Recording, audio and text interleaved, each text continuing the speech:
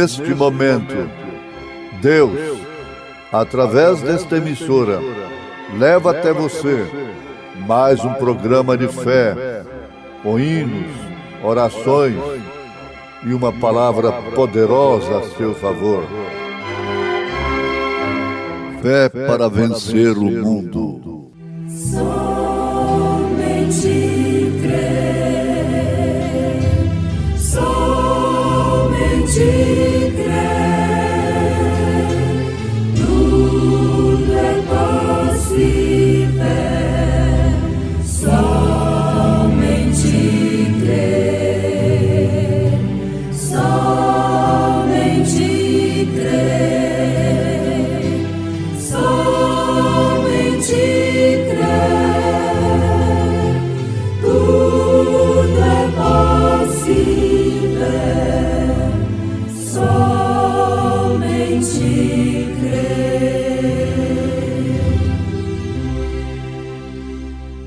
Portanto, tudo o que vós quereis que os homens vos façam, fazei-lo também vós, porque esta é a lei e os profetas.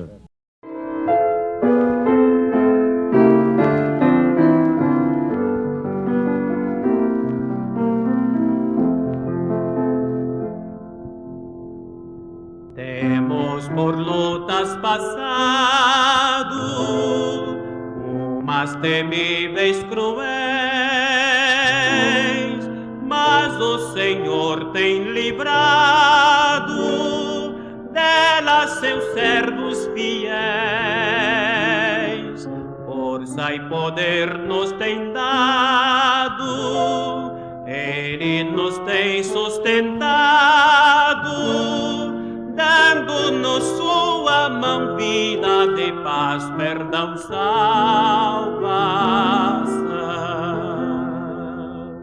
Sim, Deus é por nós, quem nos vencerá, dar-nos a poder real, Deus nos guardará.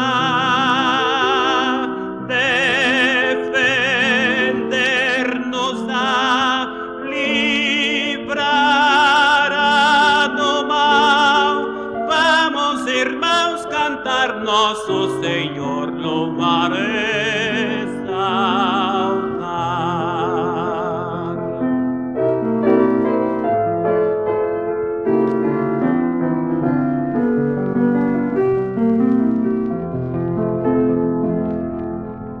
Sim, Deus nos tem protegido com a vitória cabal. Não se tem Ele esquecido que na palavra real tudo nos tem prometido,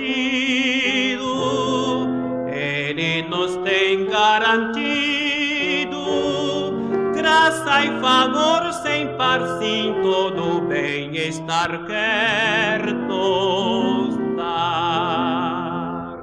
Se Deus é por nós, quem nos vencerá, dar-nos a poder real, Deus nos guardará, defender-nos-á, livrará do mal. Vamos, irmãos, cantar nosso Senhor, louvar e exaltar.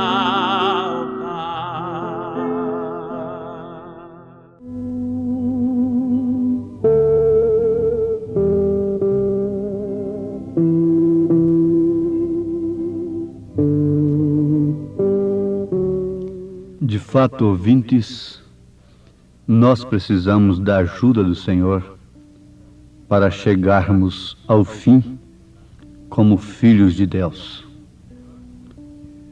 A melhor coisa que poderíamos mostrar para um povo sofredor, que luta com tantas dificuldades, não como o nosso país luta, mas como todo o mundo está lutando. Toda a humanidade está lutando, tanto rico como pobre, em todas as camadas. Há momentos difíceis, de lutas, de dificuldades. Então, o melhor que se pode apresentar para um povo que luta e que sofre é a recompensa eterna que está proposta para nós.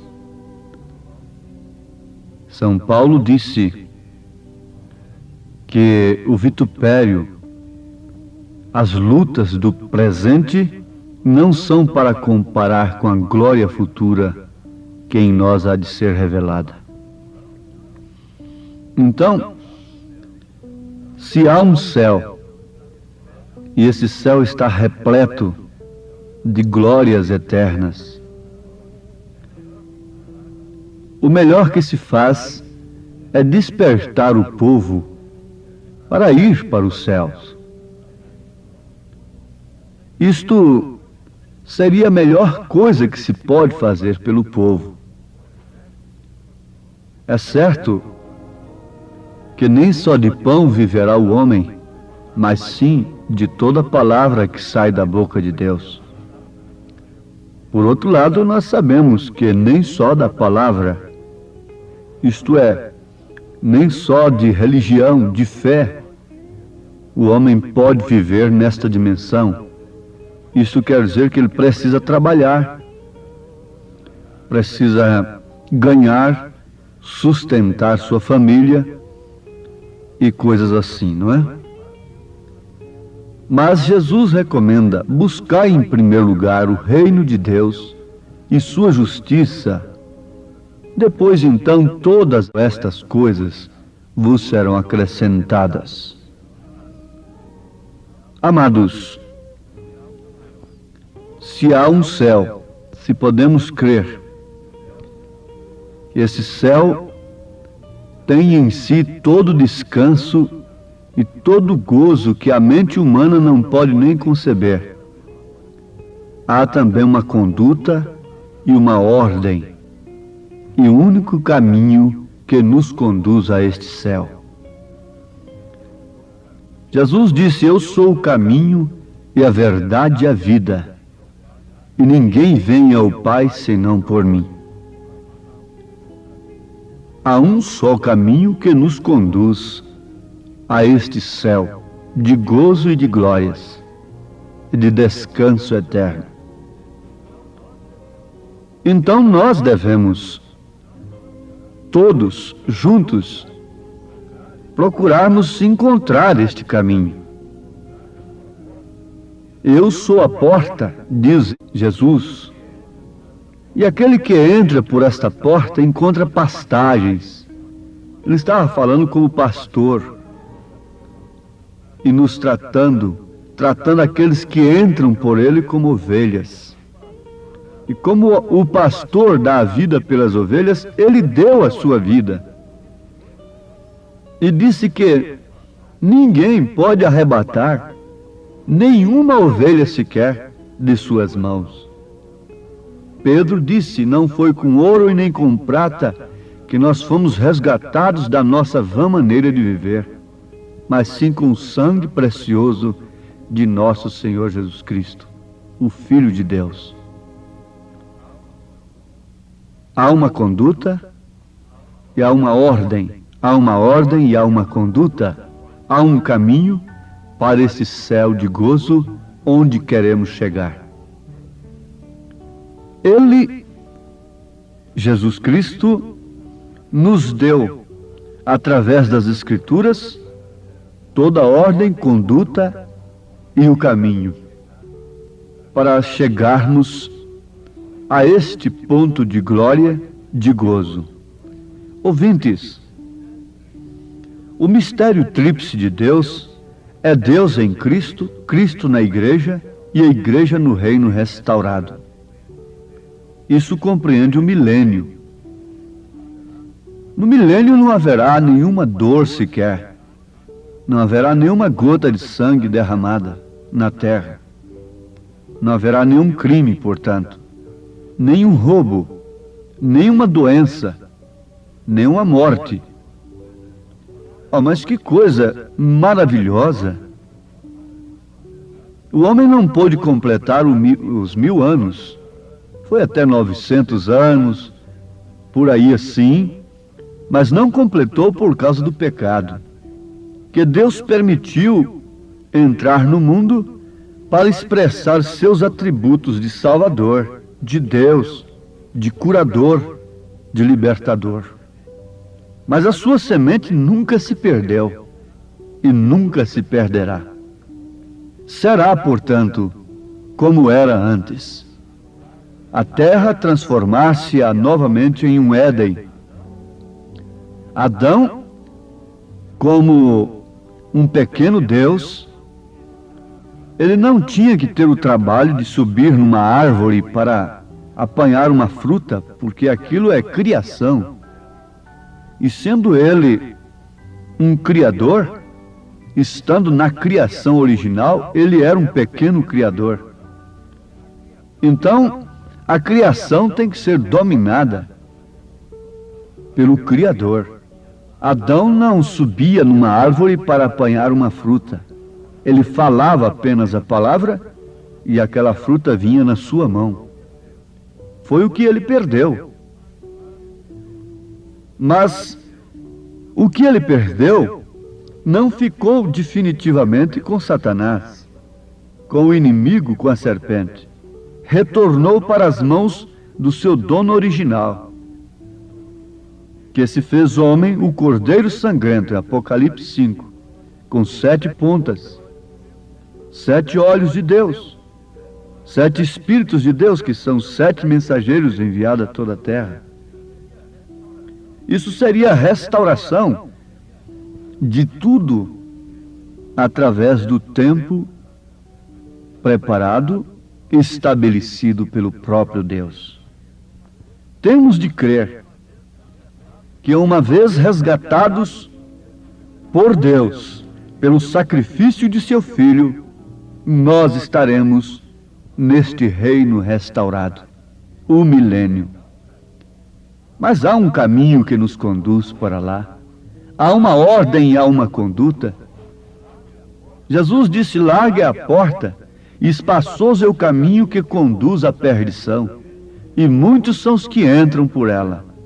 Em outras palavras, Jesus está dizendo: aqueles que não querem a minha ordem e a minha conduta, eles preferem uma estrada larga, uma vida mesmo religiosa, mas que possa agir como bem entende, se portar como bem entende, esperando ser salvo. Porque nessa estrada larga encontra-se religiões. Mas por outro lado ele disse: estreita é a porta, espinhoso o caminho que conduz à vida eterna, e poucos são os que entram por esta porta, que encontram esta porta. Agora, isso são palavras de Jesus que dispensam qualquer comentário e cancela qualquer argumento humano. Ele é quem disse assim: aquele que quer vir após mim, negue-se a si mesmo, tome sua cruz e siga-me. Mas o que nós não queremos? Nós não queremos a sã doutrina.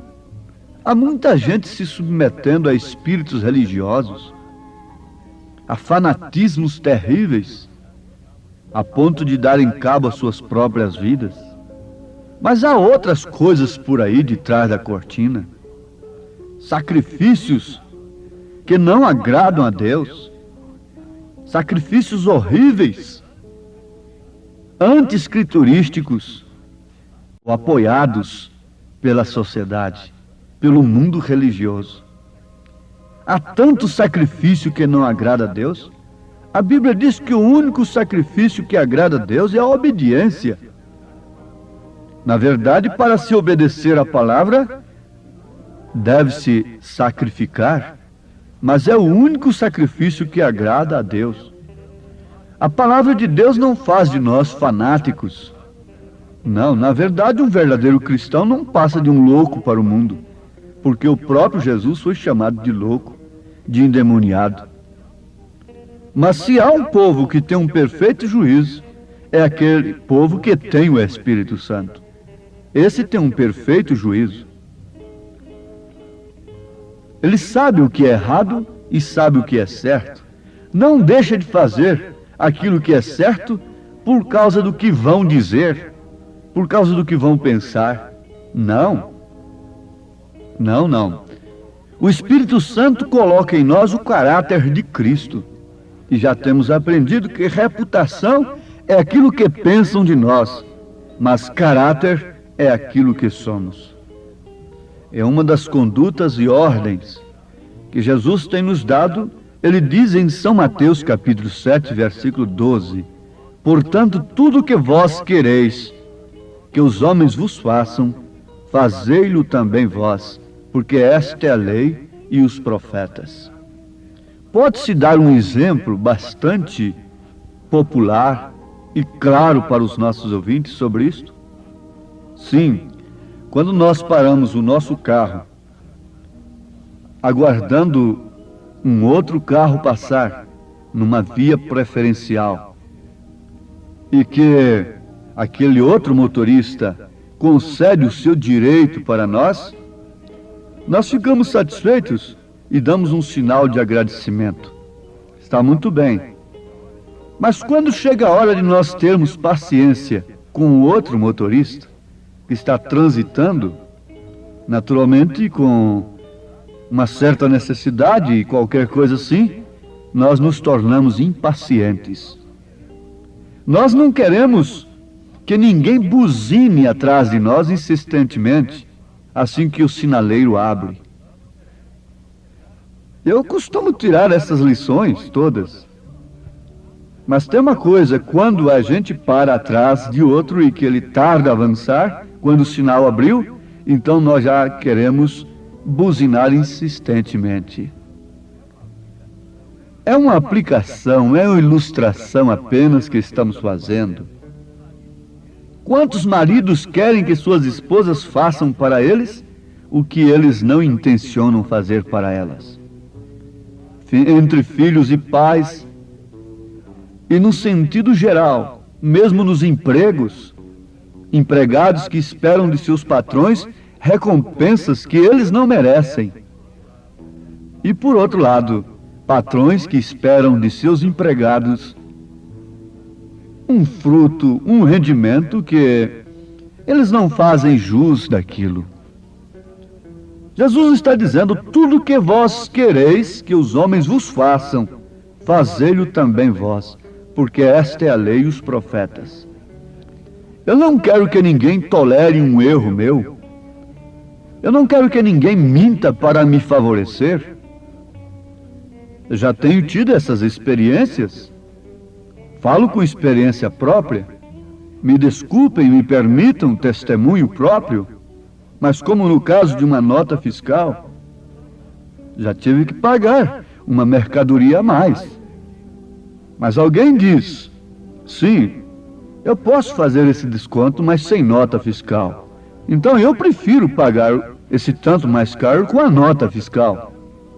Eu não quero que ninguém minta, sonegue para me favorecer. Não, porque também eu não quero mentir para favorecer a quem quer que seja. Mas é que nós estamos vivendo num mundo de compromissados. Você aceita uma mentira a seu favor hoje? Você já está comprometido com aquela mentira. Não foi você que mentiu, mas você aceitou a mentira a seu favor. E resultado, aquela mentira te acompanhará toda a sua vida. Somente pela fé, somente a verdade apaga a mentira. São Pedro diz aqui, na segunda carta, capítulo 2, versículo 19, prometendo-lhes liberdade, falando de falsos pregadores, falsos doutores, falsos mestres que viriam nos últimos dias. prometendo-lhes liberdade, sendo eles mesmos servos da corrupção. Porque de quem alguém é vencido, do tal faz-se também servo. Veja que Bíblia profunda, veja que pescador profundo este. Porque de quem alguém é vencido, do tal faz-se também servo. 2 Pedro 2, versículo 19. Jesus disse que o ladrão não pode saquear a casa antes de amarrar o valente, o seu dono ali, antes de dar cabo à sua vida ou qualquer coisa assim. De quem você é vencido, você se torna servo. Na guerra é assim. No Velho Testamento nós vemos aqueles que eram vencidos se tornavam servos daqueles que venciam, que eram vencedores. O homem tem se tornado servo de um cigarro porque é vencido pelo cigarro. Você vence um leão, domina um leão e é derrotado por um cigarro, pelo álcool, pela cachaça, por uma mulher perdida. Tanta coisa o homem faz de um lado e perde tanto do outro. De quem você é vencido, você se torna servo. Agora, como podemos nós, como cristãos, almejando o céu de glórias e de gozo, aceitarmos uma doutrina que mente a nosso favor? Doutrinas religiosas que facilitam a coisa para nós, quando no fim nós vamos ser decepcionados, encararmos então a perdição eterna. Quem responderá por isto? Paulo disse: oxalá, rei Agripa, que você se convertesse, até mesmo essas cadeias se convertessem, essas prisões que têm prendido os homens fossem transformadas. Oh, meus amados, viajar contra a luz é querer ficar cego voluntariamente. Não queiramos a cegueira, mas antes vamos pedir ao Senhor para abrir os nossos olhos. Se você é vencido por uma falsa doutrina, você se torna escravo dela. Se você é vencido por uma mentira, você se torna servo da mentira. E quem poderá responder por você? A Bíblia diz que cada um dará conta de si mesmo a Deus. Aqueles que ensinam o povo responderão caro diante de Deus. Por quê? Porque aqueles a quem eles ensinaram perecerão. Se não houvesse consequência para aqueles que são ensinados, naturalmente não haveria consequência para aqueles que ensinam. Mas como há consequência, a grande consequência da perdição eterna, então haverá a grande consequência de terror e expectação, essas almas todas clamando sobre aqueles que relaxam a palavra de Deus para eles. É uma mentira a seu favor, que você pode fazer isso e aquilo outro, quando a Bíblia lhe dá conduta e ordem e o caminho para a glória eterna. Deus abençoe a cada um, abrindo os olhos de todos para verem estas verdades, em tempo de se arrependerem, se converterem e serem batizados em nome de Jesus Cristo para a remissão dos mesmos. Amém.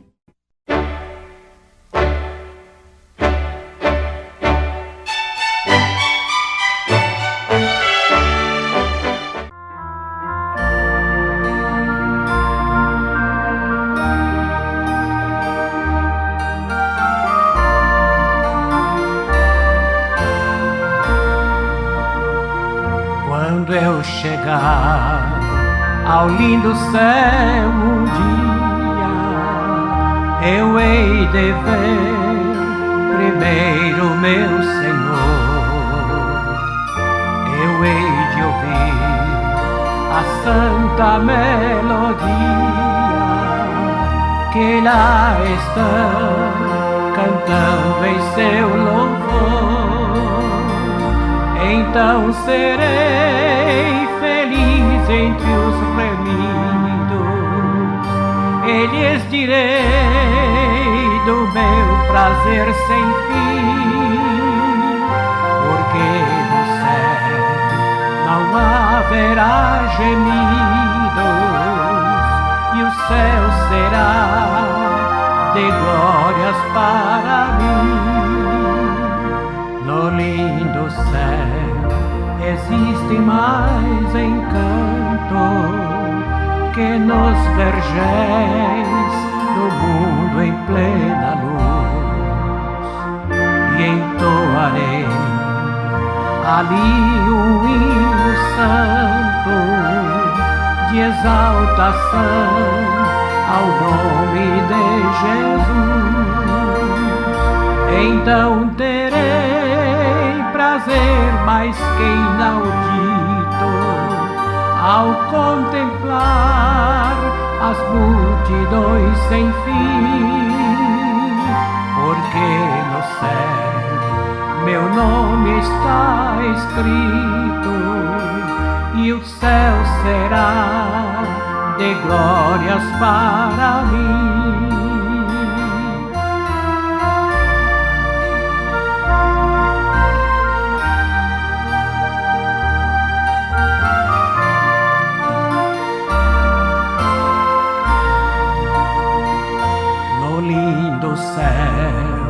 Verei os meus amigos e meus irmãos, eu hei de ver também, sem mais temer tristezas e perigos. Eu estarei feliz no mundo além, então serei um santo redimido e viverei para sempre ali sem fim, porque no céu o gozo é permanente e o céu será de glórias para mim.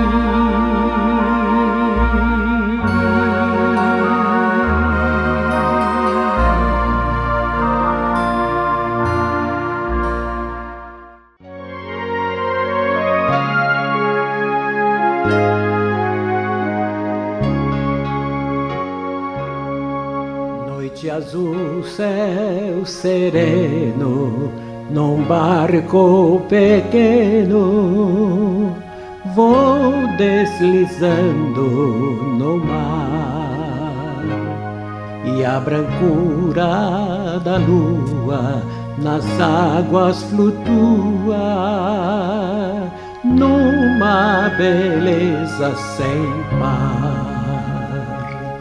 De longe parece ouvir-se uma prece no vento, nas ondas da espuma que enver, emoldura o caminho que passa o barquinho, seguindo as estrelas que o guiam do céu.